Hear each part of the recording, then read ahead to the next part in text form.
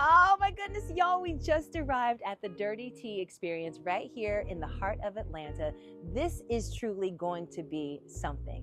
I brought the ladies from a Zen yoga experience at my home, brought to us by Well Reserved. That is where you have private group fitness delivered to you, and it was incredible. But now that we've had our Zen space, I'm hoping that these ladies are really gonna open up in our mom-to-mom chat. We're going to sip the tea while we spill the tea, figuratively, of course. Oh, another tea! And we're gonna talk about the reality of motherhood. I am really hoping that each one of the women present feels a sense of, you know, I want them to be able to exhale, rest, and kiki, and not be distracted with everything that motherhood is pulling at them and throwing at them. So let's go inside to the Dirty Tea. Let's go.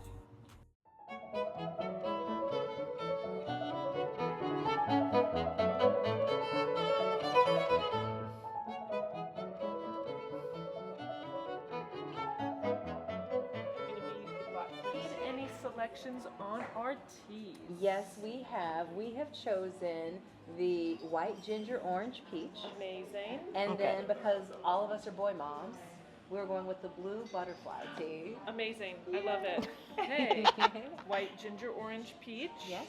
And blue butterfly. Okay, Yes. Got it. Thank you. Okay, She's cheers so to perky. us, y'all. Cheers to Cheers. us making time for ourselves. Yes. All right. What is that? Time for ourselves. I'm Victoria. Hello, Victoria. And I have two boys. They are drastic in age. I have now 21 in a week. Not even a week, 3. So we have 21 and 3. So my name is Chelsea, and I have 2 sons, Mars and AJ. Mars is 2 years old, and AJ is 5 months old. Wow. And I run a nonprofit called the Mother Foundation, and I'm a private chef. I like to do marketing as well, but yeah. As well. When do you sleep?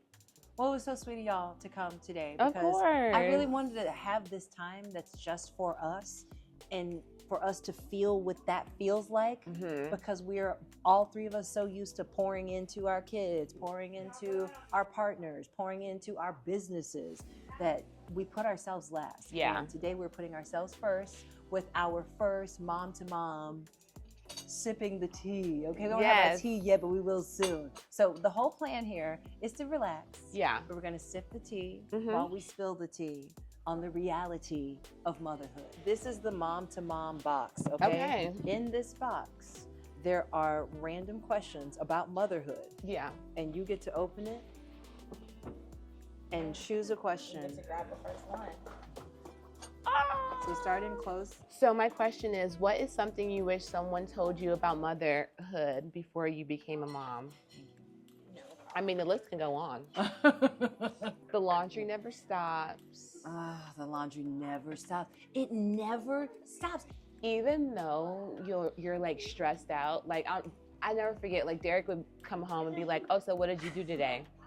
And I'm like, "I survived. Okay. I kept Everybody your son alive. Everybody's and alive. I'm alive. Everybody's and we're alive. able to have like to live on to see another day." Okay. But it's just like, even when times are like really rough and you're just like, what the hell did I sign up for?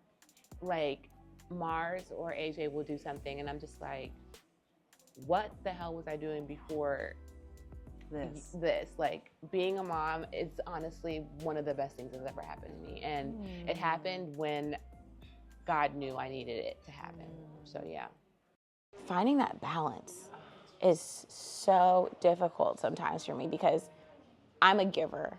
Everyone knows me. I am a giver. I give. The giver. I give all day, every day. So any given day, I'm lucky if I find some time for myself. You don't want to ever feel like you're failing them and not putting enough in. I think that's the hardest thing, especially when you add in that working aspect. Like, I give it to single moms, and my mom at one point was one, and I'm just like, how? I feel like I'm in survival mode a lot still now. Why? Honestly. Because I don't have like close family here, no grandparents here, right? So it's just Scott and me. The last snow day, threw everything off. Yeah. Scott still has to work no matter what. He Yeah. works a regular 9 to 5 kind of job, but he works remotely. So Yeah. he's at home. Our Wi-Fi went out. So here I am on an unexpected day out of school and a day of no productivity for me because I have to be fully present with this 6-year-old. For sure. And I'm exhausted from everything else that I'm doing, right? And so it feels like I'm just trying to survive. And then I have a child who won't eat. Well, he'll eat, but he eats the same thing all the time. What does he eat? I think she said like noodles. Are they plain noodles? When I say plain noodles, I mean plain noodles. He just wants you to put salt in the water and boil it and throw the noodles in there. No butter. He does not like butter. He does not want any cheese. He certainly doesn't want any sauce. See, like Mars will eat like greens and carrots at school. At home, he doesn't eat it. What? And it's crazy because the teacher was like, yeah, he asked for extra greens. And I'm just like. I did this all summer. I slid in new foods when we would go to like the park or the water park or things like that. I would slide in new food there because he would come out of the water and he would be so thirsty and so hungry that he'd be like, okay, well, let me try this. I'm really hungry right now. And that's how I got him to try things. Thank you. That's a mom hack. How do you feel about snapback culture? Okay, so like my thing is because you said 5 months. You have a 2-year-old and a 5-month. Yeah. Do it because you want to do it, and I'm doing it because I want to do it. I just want to be able to fit into my jeans again. If you don't want to snap back, don't. And you need to do it for I work out for my mental health. Having a child and those changes that you don't know what those changes are going to be because you after. Can't control your body. You can't control what's going to happen. You don't know if you're going to get being. stretch marks. You don't know if you're going to snap right back. Like you see I always tell people when I was pregnant, I thought I was gonna be in naked wardrobe the whole time in little cute fitted dresses and walk around showing my little bump off, and I looked like Adam Sandler. I wore basketball shorts and Crocs. I felt a tremendous amount of pressure to snap back. I was on television Monday through Friday on a morning television show, and there was this expectation that I looked a certain way. Like all the promo pics had been shot. From being not pregnant. Yeah, as if I never had a baby, right? And in my mind, that was realistic. No, not at all. No, now I know. Oh, look at this, y'all. Oh, wow. Ladies, this is your favorite. Is that a Louis Vuitton logo on there? Where do you see that? Right Oh here. my gosh, I didn't even see that. Oh, everything looks so good. I also had like restless leg syndrome during my pregnancy. See, like the things that people say that they go through during pregnancy. You pregnancy. didn't have any of that? Girl, I was chilling. I had gout in my feet. I had carpal tunnel in both wrists. Carpal tunnel? Yes. So it started, I would go to sleep and I would wake up and my wrist would be stuck like this. I would have to massage it, sleeping with wrist guards on both wrists. Sleeping with a wrist guard? I just sleep with wrist guards on both wrists. Like when I stood up, I just So did you not have sex during your pregnancy? I mean, I could still do everything, but it wasn't cute. I know. I will say, do you use your wrist a lot? No, I'm just saying, like, I didn't know. And I'm thinking, like, I don't know. Well, that's not sex. That's like the precursor, I guess, if you have to use a lot of wrist action. Okay. Y'all, I don't know what you're doing with your wrist. No, I'm just thinking, Look at the flick of that wrist. having, like, wrist guards on. I don't want to know. It's not my business. I mean, the wrist guard, the fingers are still there. Okay. I'm just thinking about, like, working out, I guess. It is a workout. It can be. Man, I was big as a house. Like I was huge. I used to people who were like, "Oh, I'm still wearing my jeans," Girl bye. Are you kidding me? My butt knew I was pregnant before I did at that point. My boobs knew I was pregnant. I was a 34B before I got pregnant with Beckham. I became a 36 double D when I was pregnant with Beckham. But I would love to be a double D. Beautiful 32D. Are you like an F's or E's? Oh gosh, here she comes. Go. When I gave birth to Christian, I was a 38I. As in, I don't know how I got that. I could serve chips and dip at a Super Bowl party. Didn't I send you pictures of my boobs when they got really engorged? Because it was just. I think I sent you a picture of mine.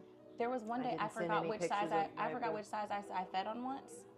And one side deflated and the other side was That's how mine are right now. One side is like deflated. It was awful. Yes, but that's why it was so easy for me to co-sleep with Christian at a small age because. What is your favorite activity to do with your kid that makes you feel like a kid again? I love that you picked that question. Jumping on the bed. Those are cute. Jumping on the bed. You jump on the bed too? Yeah. Titties would be like, Oh my. Plop, plop. literally. Right. Like the thought of that makes me hurt. Oh. Here is part 2. Look Dessert at tower. that. My personal favorite part. Wow. Okay, my favorite thing to do with my son that makes me feel like a little kid again, that I was not expecting, was going to see Santa at the mall.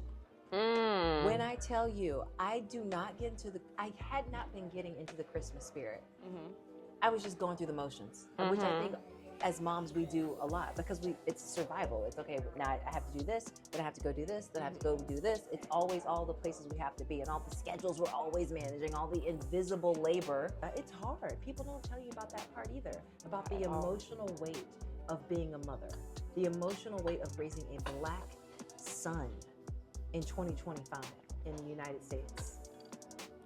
It's so real. And I don't think that people, I'm like, I have a Black son. And they're just like, huh? And I'm like, I have a Black son. Like that should be, if I can't meet you or I'm doing something with my kid, it's because I have a Black son. And you have to spend more time with them. Do you feel like you are the mom you thought you'd be before you ever became a mom? Are you who you thought you'd be, or are you? For sure. That's why I waited. How so? How are you like who you thought you'd be?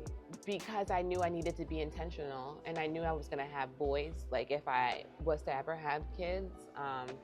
So I knew that I couldn't play around. I couldn't be worried about going out or doing this or doing that. That's why I definitely lived my 20s to the fullest. Because I just knew that once I became a parent, I couldn't. I want you to think about your mom-isms that you use that you either couldn't wait to start saying or that you never thought you would say. You already have it. You already have it. I have a 21-year-old. So what do you say? You're gonna need me before I need you. Stop playing. Mine's is like foolish. Like there's kids in Africa that would love to eat this food, so you need to eat it. Like, tell him. Well, she's a chef, so it makes sense. This is all very right? true. But what do I say Yes. to Beckham all the time? One, he'll stop me and start saying it before I can finish it, which is So you say it all the time. when he's like, how did you know I was going to do that? I'll be like, Beckham, I grew you inside of my body. I know everything about you. And he'll stop me and be like, because you grew me inside of your body. I know. So how often do you find yourself saying this to Beckham? Almost daily.